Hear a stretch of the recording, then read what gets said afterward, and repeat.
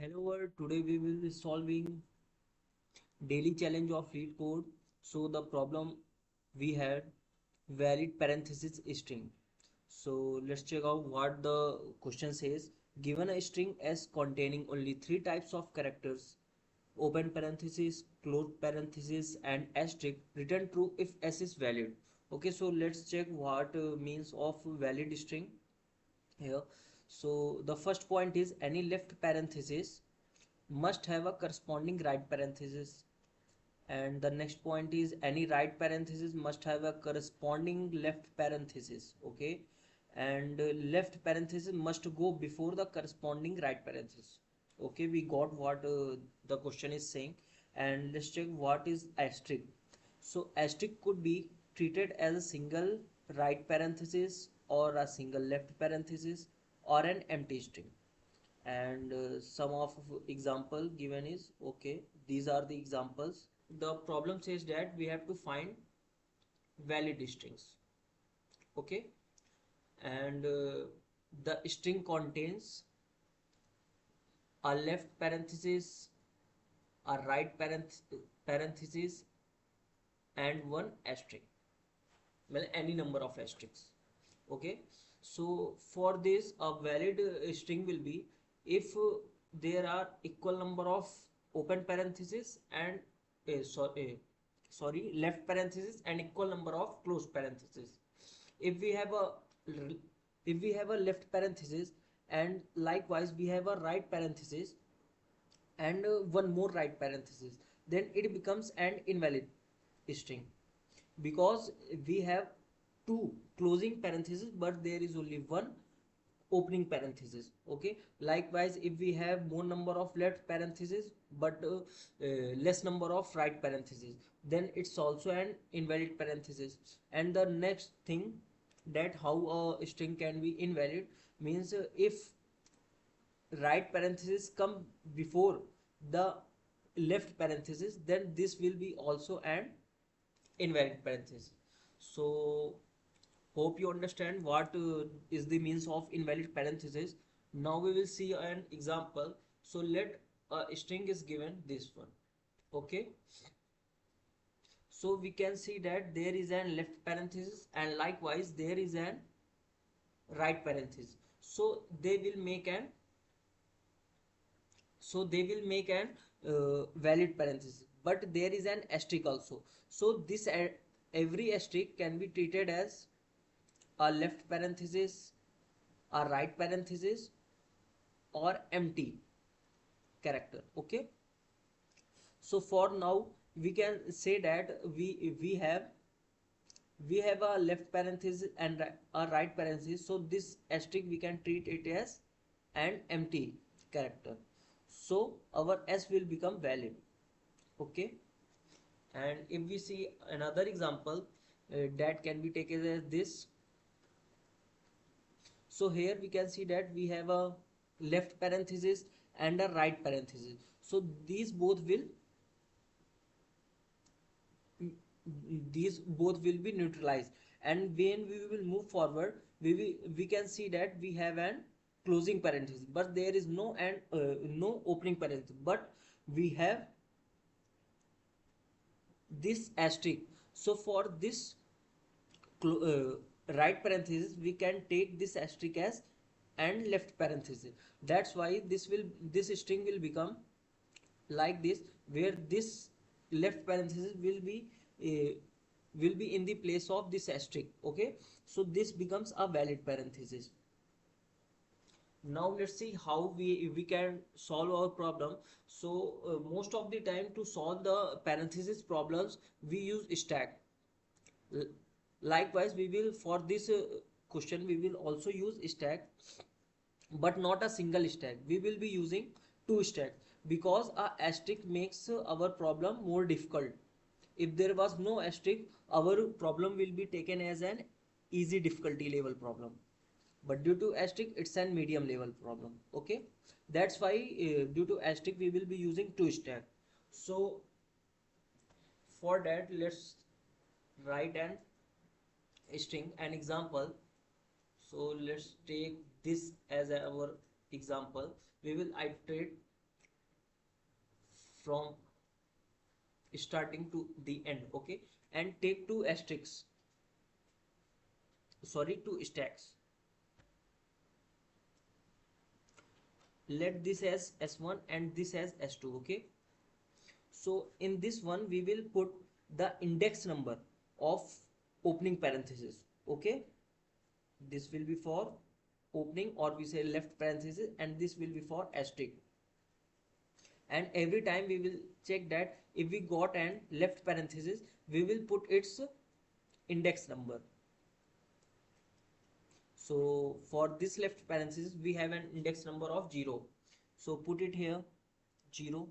Now move forward, we got an closing parenthesis. For closing parenthesis, check that we is our opening parenthesis stack is empty or not. It's not empty, so move so pop up the top of the element. So we'll pop this 0 and move forward. Okay, when we will move forward, we can see that we got an asterisk. So in that case, put that asterisk index at the top of the asterisk stack. Put 2 here and move forward. We got an closing parenthesis. For in that case, check that the left parenthesis stack is empty or not. It's empty. So now check that the asterisk stack is empty. No, it's not empty. So pop that element. So pop the top element of the stack. So we will pop this. Why we are doing that? Because if we check out this much string, so what is the string is, so this is the string. So we have two closing parentheses and one opening parenthesis. For one closing parenthesis we got a opening parenthesis. Okay, so they will neutralize, but for this closing parenthesis there is an asterisk, so the asterisk can be taken as a opening parenthesis, and thus they both will also neutralize. Now move forward, we got this opening parenthesis, put it and at the top of the stack s1, so we will put 4 here and move forward. We got an asterisk, so this asterisk can be put here 5 at the top of the s2 stack. Now move forward. No, let's take that this is not an our closing parenthesis. So here we will come, this much is our string, and now we will come out of the string. Now check that if our s1 stack means the opening parenthesis stack is empty or not. Yes, it's not empty. So what we will do, every time we will check that, we will use an while loop, and that while loop we will check that the top element of s1 stack means the opening parenthesis stack, and top element of the s2 stack means asterisk stack is not empty. And when they are not empty, we will check their top element, and if the s1 means opening parenthesis stacks top element is less than s2 top element, that means that we can change the asterisk to the closed parenthesis. Why we are doing that? Because if we have an opening parenthesis and the asterisk is before that opening parenthesis, thus using a closing parenthesis will not gives us a valid string. But if the asterisk is after the opening parenthesis, then that can close the opening parenthesis and make it neutral. That's why we are doing this. Okay, and if our top element of s1 stack is more than the top element of s2 stack, in that case we will return false. Because if asterisk is before the opening parenthesis, then in that case we cannot neutralize that opening parenthesis, and hence we will get an invalid string. So now let's code our problem. So now we will take two stacks. Okay, and in this stack we will put integer, because we will be storing the index of the opening parenthesis and asterisk. So one will be, we will take it as open, and other we will take it as star. Okay, now we will take the length of the our string, so that the loop will not take the length every time. Now take a for loop, integer I equal to 0, I should be less than n, and I will be incremented every time. Now check if the s of I is equal to asterisk, and if it is, then in the star stack we will push the index of it. Now move forward. If else if the si is equal to opening parenthesis, then in the open stack, sorry, in the open stack we will push the index of the opening parenthesis.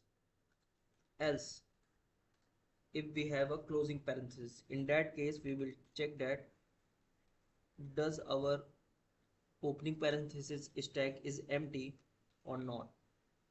If it is not empty, then what we are going to do, we will pop the top element, because the top element index character will neutralize this character. Okay, pop it. Now our uh, else our open stack is empty, then we will check that does our star stack is non-empty or not.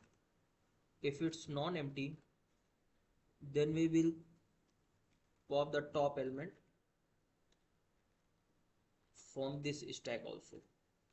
Now at the end, if both of the stacks are empty, means we cannot neutralize the closing parenthesis. In that case we will return false. Now we will use a while loop.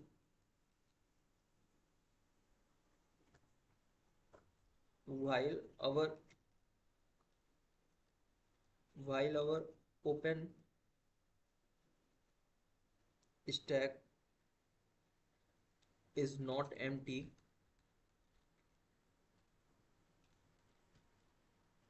and star stack is also not empty. There is a mistake.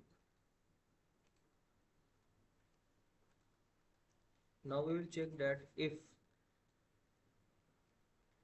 open stack top element is greater than star stack's top element, then we will return false, because it will be not neutralized. And else what we will do, we will pop the top element from both of the stacks,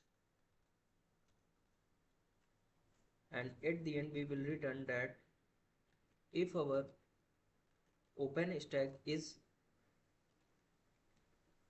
empty, return true, else return false. So now we will run the code. Yes, so our code has run successfully. Now we will submit our code. So yes, we have submitted our code, and it is 100% beaten the other people's in C++. Hope you like the video.